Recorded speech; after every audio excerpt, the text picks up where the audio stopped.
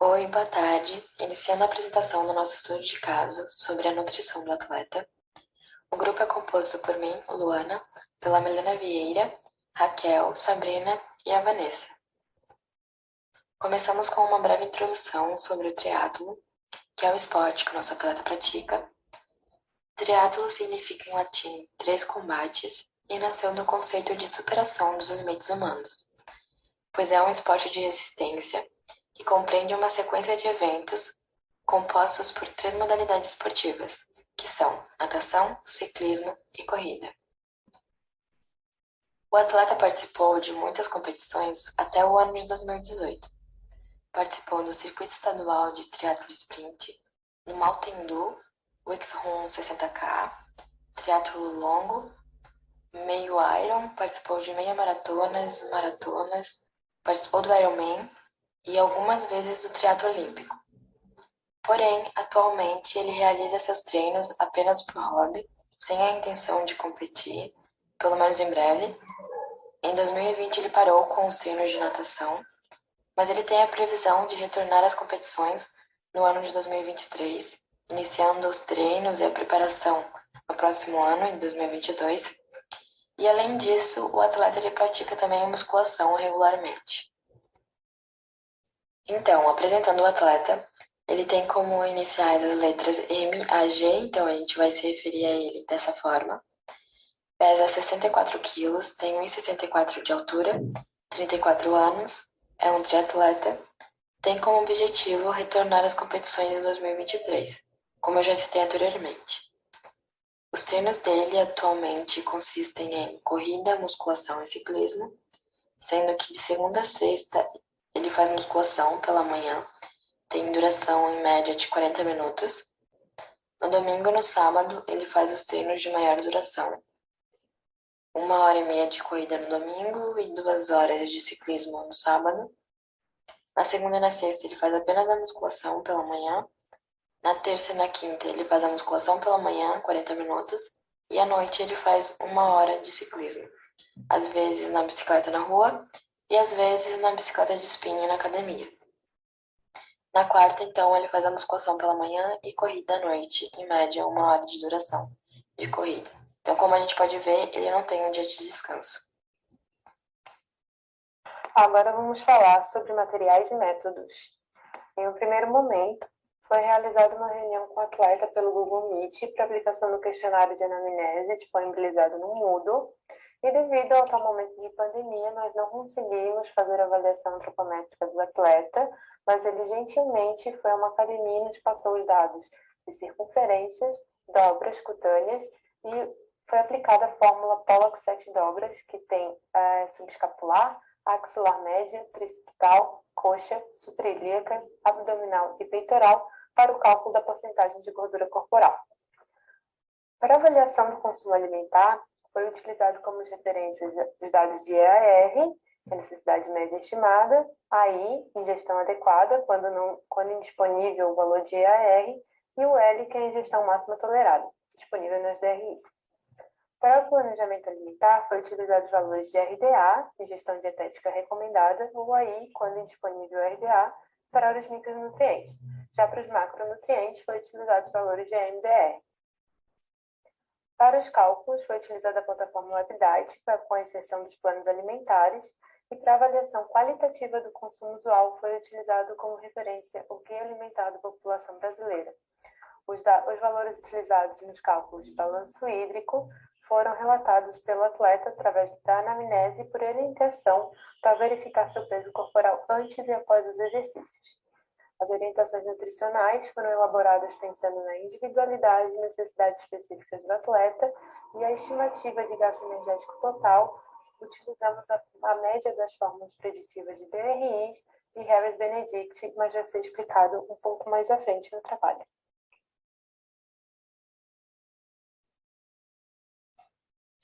MAG, ele tem 34 anos, e fazendo a anamnese nutricional dele, a gente reparou no histórico de saúde, a qual o pai é pré-diabético, cerca de 15 anos já. MAG ele também tem ansiedade e hiperatividade, isso desde os 15 anos. Inclusive, nessa época, ele disse que ele se considerava um falso magro, né? Tomava 2 litros de Coca-Cola por dia, consumia bastante fast food, e ele não soube informar se ele foi amamentado. Ele tem uma leve intolerância à lactose, isso sem exames, né? Só por meio de desconforto abdominal após ingerir alimentos de leite e derivados. Além de que já teve depressão, gastrite e problema no fígado, a qual cita que foi curado com uma medicina chinesa. Quanto ao hábito alimentar atual, ele tem preferência por dieta baseada em planta, tanto que segunda-feira ele segue uma dieta vegana e na quinta uma vegetariana. Ele bebe também de 1 a 2 litros de café por dia e faz uso de energéticos sem açúcar, além de também só fazer 2 refeições por dia. O indivíduo ele também já teve bastante contato com vários profissionais da saúde, inclusive profissional de educação física, nutricionista, nutrólogo, cardiologista, fisioterapeuta chinês, etc. O objetivo dele ao buscar esses profissionais era sempre por performance, enquanto aqui as dietas que ele já usufruiu foi de cetogênica, low carb e proteica. Mas ele relata que ele não teve boas experiências com nutricionistas especificamente. Tanto que desde 2017 ele não tem mais acompanhamento nutricional com nutricionista. E é interessante que ele inclusive relata que ele tem uma boa alimentação, uma alimentação saudável, né? Mas ele mesmo que organiza sua alimentação porque ele já conhece o que faz bem para ele, diz ele. Parte dessa insatisfação com os nutricionistas que ele teve contato foi principalmente pela inflexibilidade dos planos alimentares e o excesso de suplementos, que ele diz que não gosta, e mesmo quando ele citava que ele não queria, né, botavam lá e não deixavam alterar e assim por diante. Inclusive, o problema que ele teve no fígado foi em virtude de dieta ou cetogênica ou paleolítica, ele não se lembra qual. No consumo alimentar dele, a gente consegue ver o hábito citado já de ter apenas 2 refeições, né? Ele tem a primeira refeição ao meio-dia, uma colhe título de almoço, e ele consome vegetais, geralmente batata doce, ou abóbora, cenoura, brócolis, né? Uma mistura, ou com frango cozido, ou mesmo com arroz e lentilha. O nível de fome é aplicado às 2 refeições. Agora ele diz que é sempre variável, que tem dias que ele está com fome já desde as 11 horas e tem dias que ele só tem essa refeição por obrigação, mesmo não tendo fome. Inclusive porque ele diz que tem dificuldade de ficar de 18 a 24 horas sem ingestão de alimento. E no almoço ele faz suplementação de multivitamínico. Na janta, que ele consome às 20 horas, em torno disso, ele realmente ingere salada de fruta, né, com melancia, banana, maçã, mamão, manga, né, pasta de amendoim e granola com cacau. Quando faz consumo de omelete, ele coloca 3 ovos, né, pão de forma, quando consome também é integral, e são 2 fatias. E costuma tomar também a proteína isolada de ervilha com água de coco, que são cerca de 30 gramas de proteína com 200 ml de água de coco. O nível de fome é variável, assim como no almoço, e ele faz suplementação de creatina durante a noite, cerca de 3,6 gramas. Sobre a composição corporal e o estado nutricional do atleta, como já citado anteriormente, ele pesa 64 quilos e tem 1,64 de altura. Seu IMC é igual a 23,42.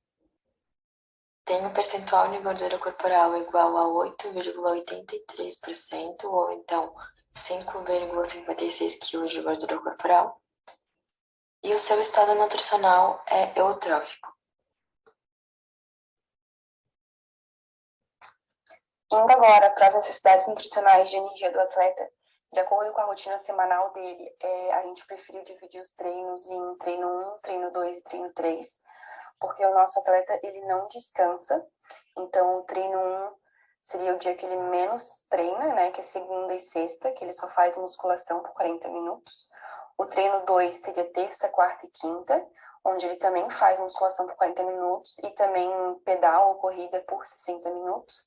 E o treino 3 é sábado e domingo, onde ele pedala ou corre, ele intercala, né, por 1h30.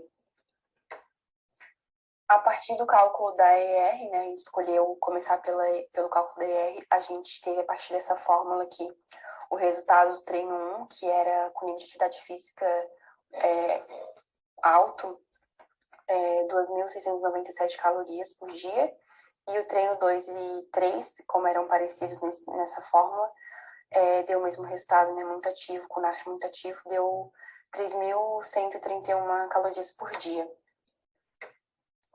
Além da ER, levando em consideração a faixa etária, o sexo e a modalidade esportiva do atleta, a gente também optou por fazer a equação preditiva de Harris-Benedict, onde a partir dessa fórmula a gente teve o gasto energético em repouso de 1.522 calorias por dia. Aqui a gente fez o cálculo dos matches, né, onde o treino com match de atividade da musculação aí por 30 minutos deu 173,25 calorias. O treino 2, considerando o match da atividade de ciclismo, né, por 1h e musculação por 30 minutos, a média deu 7 do match, e o total de calorias deu 661,5. E o dia 3, considerando os matches da atividade do treino 3, deu 756 calorias. Sendo assim, né, o GET com o resultado da Harris-Benedict deu para o treino 1.865 calorias por dia, o treino 2, 2.402 calorias por dia, e o treino 3, 2.506 calorias por dia. Mas como a gente acabou fazendo Harris-Benedict e ER, a gente optou pela média das duas equações. Eu já vou justificar, né? Mas já adiantando. Então, a gente optou pelo treino 1 ficar em 2.281 calorias por dia, o treino 2, 2.766 calorias por dia, e o treino 3, 2.818 calorias por dia. A gente acabou optando pela média dessas equações, porque apesar do cálculo da Harris-Benedict ter se aproximado mais da realidade atual do atleta, né, o nosso atleta ele consome cerca de 1.890 calorias por dia, a gente achou um valor muito baixo, mas não condiz com a necessidade dele, né? A gente fez o cálculo da disponibilidade de energia, como a gente pode ver aqui no slide, e deu menos de 30%, né? Sendo que com esse resultado, abaixo de 30%, o nosso atleta corre o risco de aparecimento de REDS, né? Que é um cenário que o atleta pode apresentar deficiência de energia relativa ao esporte, que pode estar atrapalhando aí o desempenho e causando prejuízos à saúde. A gente podia ter optado só pela ER também, mas daí ficou muito longe do que ele consome, né? A ER sozinha deu mais de 3.000 calorias. A gente pensou que talvez não fosse ficar exequível. Então, a gente tentou unir o útil ao agradável, né? Tentando alcançar as necessidades dele e pensando na execuibilidade desse plano também. A gente optou pela média, nem 300 nem 1.800 ali, como o treino 1 da Harris-Benedict sugeriu. Então, por esse motivo, pensando no melhor desempenho do atleta, a gente optou por essa média. Aí, passando rapidamente pelas necessidades nutricionais dos micronutrientes, né? A gente tem aqui o quadrinho com os resultados e as recomendações segundo a DRI e a RDA. E, em especial, para a recomendação para os atletas, né? Uma necessidade maior tanto de vitamina D quanto de ferro. E, de acordo com as necessidades nutricionais de macronutrientes, a gente tem os lipídios com 20 a 35% da energia diária, segundo a MDR. As proteínas entre 1,4 e 2,0 de proteína por quilo de peso por dia, pois os atletas possuem mais demanda proteica, né? E o carboidrato no treino 1, que é um treino considerado moderado, de 5 a 7 gramas por quilo de peso por dia, e nos dias de treino 2 e 3, que é um treino mais pesado, né, de 6 a 10 gramas de peso por dia, com a finalidade de abastecer os estoques de glicogênio e saciar a fome do atleta também. A gente fez, então, a avaliação do consumo alimentar, segundo o recordatório de 24 horas, e a anamnese nutricional. Vale ressaltar que a gente considerou um dia usual, um dia com treino, né, que no caso seria a musculação, que ele já faz de segunda a sexta. Porque considerando que o dia usual dele não é um dia de descanso, né, porque ele não tem um dia na semana de descanso, então a gente fez essa consideração. Avaliando então os macronutrientes segundo a MDR para adultos, a gente verificou que a energia ela está inadequada em cerca de 18% de inadequação, isso no dia usual, e quando comparado com o treinamento, o dia de treino, no caso 2 e 3, a alteração é de 32% de inadequação. Isso porque o indivíduo próprio não relatou muita diferença dos dias de alimentação dele. E a provável causa dessa inadequação de energia provavelmente é com relação à inadequação de carboidrato, que também acontece, né, e fica inadequada tanto conforme a MDR quanto conforme a indicação específica para atletas, feita pelo American College of Sport Medicine. Isso está até relacionado ao volume de alimento que ele tem, né, considerando as poucas refeições que ele tem e a ausência de fome que ele geralmente não sente, ele acaba tendo essa menor ingestão de carboidrato. A proteína está adequada tanto conforme a MDR, quanto também com relação às indicações específicas para atletas. Isso consumindo em sua maioria proteína vegetal. E com relação à ingestão de lipídios, ele se considera, é considerado adequado, ele só estaria inadequado se comparado ao treino 3. Mas conforme recomendação usual, ele está ok. Com relação aos micronutrientes, tanto a vitamina A quanto C, B1, B9 e o magnésio, eles se encontram provavelmente adequados. Já a vitamina B12, cálcio, ferro e zinco, eles estão abaixo do recomendado. Com relação ao baixo consumo de cálcio, a gente associou também isso justamente a um desconforto abdominal que ele sente quando ingere queijo, leite e outros derivados.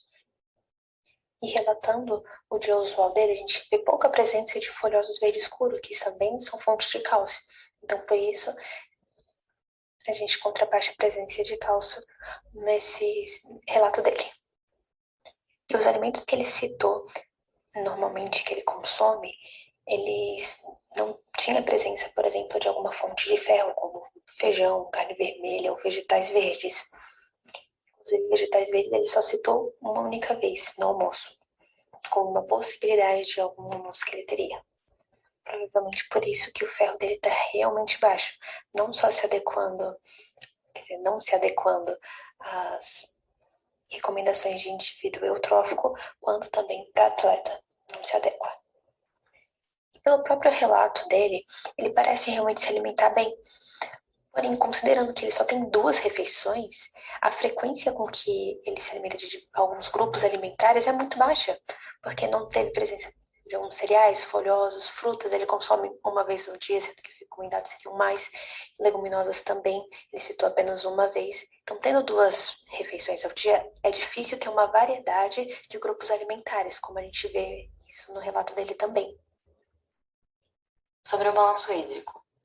Solicitamos ao atleta que ele se pesasse antes do treino e após o treino, e assim ele fez, e relatou que o seu peso pré-treino foi igual a 64 quilos e pós-treino foi igual a 62,5, sendo que ingeriu 500 ml de água durante o treino e não urinou. E a partir desses dados, a gente fez os cálculos do balanço hídrico. Em relação aos cálculos da taxa de sudorese, o ΔP ficou igual a 1,5 kg, já que é o peso após o exercício, subtraindo do peso antes do exercício, e com isso tivemos 2 kg de volume de suor, que dividido pelo tempo de exercício ficou igual a 1,33 ml de suor por hora de exercício. Já em relação ao grau de desidratação, tivemos 2,34% de perda de peso E ao fazermos os cálculos da reposição hídrica adequada, averiguamos que o atleta ele deve repor de 1,8 litros a 2,25 litros de líquido após o seu treino. O volume adicional após o treino ele é necessário para compensar o aumento da produção urinária, que é acompanhado pelos grandes volumes de líquidos ingeridos. E o ideal é que essa reposição ela seja feita em pequenas porções e de forma frequente. Sobre o planejamento alimentar, o dia 1 tem um valor energético muito semelhante ao usual do atleta, então modificamos pouquíssimas coisas pensando já na aceitabilidade. O atleta já consome 200 ml de água de coco com scoop de proteína à noite e pensamos em trazer essa preparação para amanhã como um pós-treino. O almoço continua com os 450 gramas de vegetais, porém a gente deu uma ênfase para couve, para tentar atingir a quantidade de cálcio diária. Também pensando no cálcio, a gente introduziu uma colher de sopa de semente de gergelim. Também aumentamos a quantidade de lentilha para 300 gramas e mantivemos 100 gramas de arroz. O jantar está bem semelhante ao usual do atleta, com a salada de fruta, 2 colheres de sopa de pasta de amendoim, 2 colheres de sopa de granola, 2 fatias de pão integral e um omelete com 3 ovos. E mantivemos a ceia com um scoop de proteína, mas alteramos para 200 ml de leite sem lactose ou um leite vegetal enriquecido com cálcio. Aqui nós podemos observar, então, o plano alimentar do dia 1 fechou em 2.263 calorias, a estimativa era de 2.281 calorias, ficou com 31% de lipídio, 45% de carboidrato, 23,7% de proteínas, tudo dentro da ANDR e também atendendo todos os micronutrientes.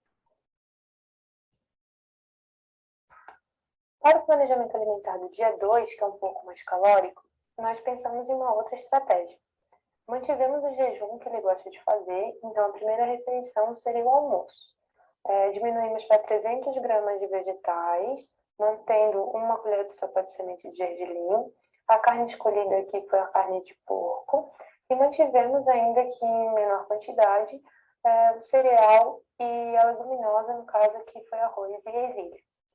Por ser um volume um pouco menor, nós introduzimos um lanchinho da tarde. Então a gente pensou em 200 gramas de iogurte sem lactose, podendo ser também uma opção vegetal, 2 colheres de sopa de aveia, 1 colher de sopa de granola e 2 bananas.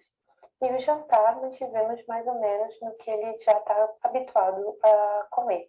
Então, a salada de fruta, 2 colheres de pasta de amendoim, 2 colheres de sopa de granola, aumentamos para 2 colheres de sopa de aveia e mais uma fatia de pão. Então, são 3 fatias de pão integral, né? E um omelete com 3 ovos. E mantivemos também um scoop de proteína e água de coco antes de dormir.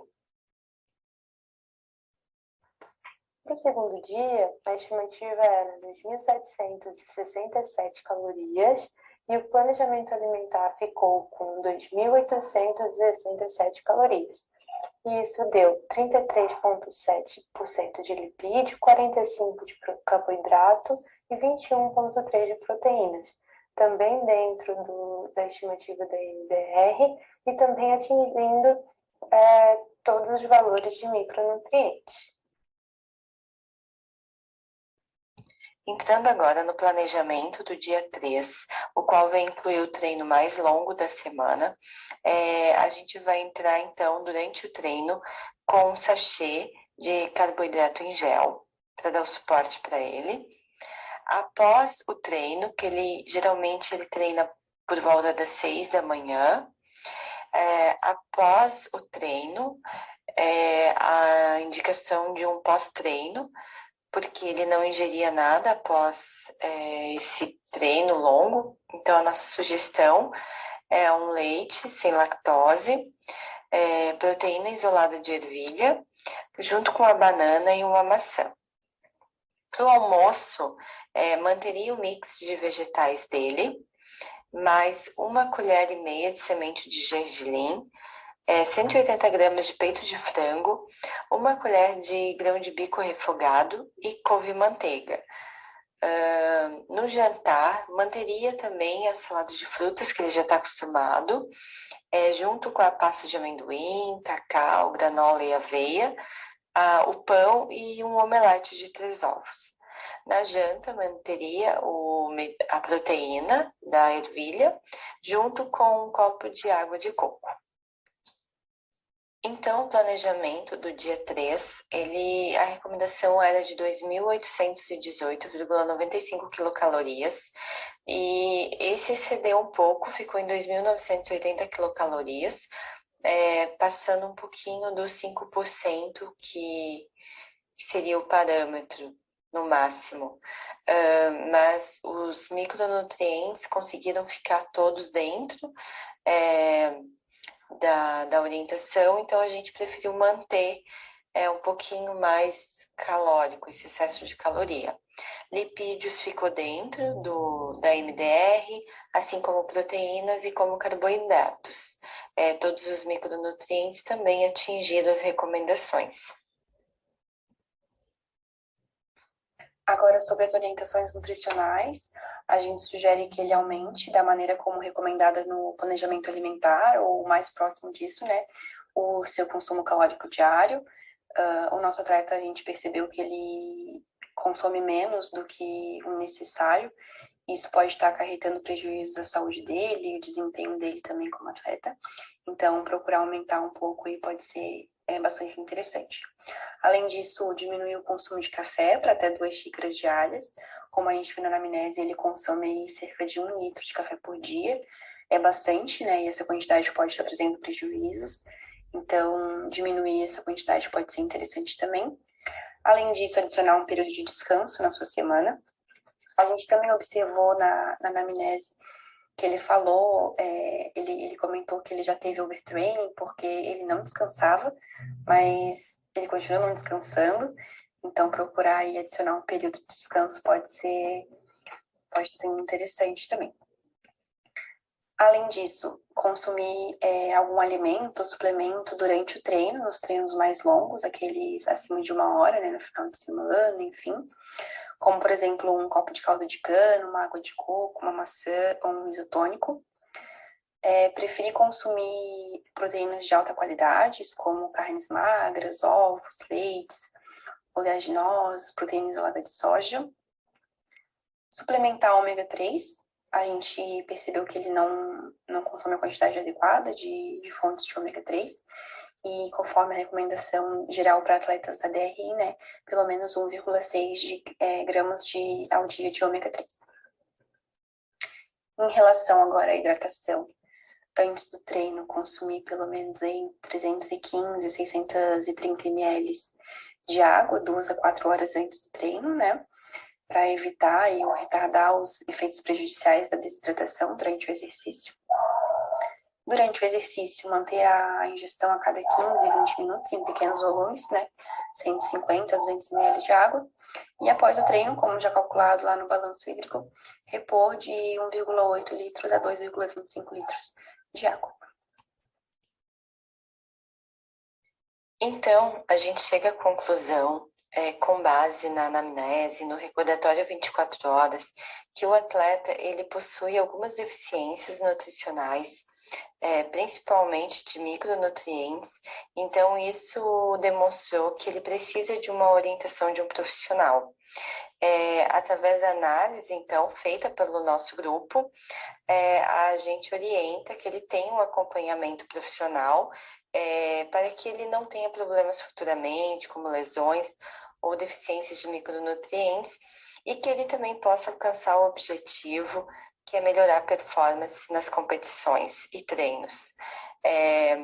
E foi uma experiência muito, muito enriquecedora, porque a gente teve a oportunidade, junto com o atleta, de aprender e compartilhar os nossos conhecimentos.